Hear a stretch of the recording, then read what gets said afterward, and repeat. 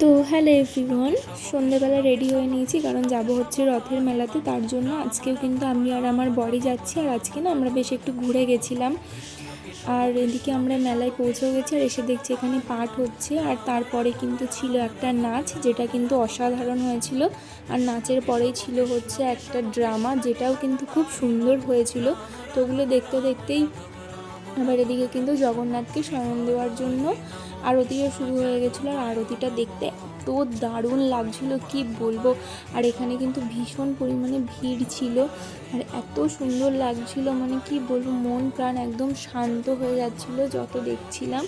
মানে মনে হচ্ছিলো যেন দেখেই যাই, বাড়িতে তো আসতে ইচ্ছে করছিল না।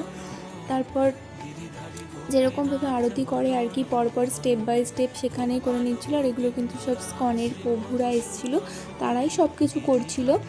তো আরতি শেষে কিন্তু জগন্নাথ দেবকে শয়নও দিয়েও দিল। তারপর কিন্তু আমরা বাড়ি চলে এসেছি, আর সেটার কোনো ক্লিপ নেওয়া হয়।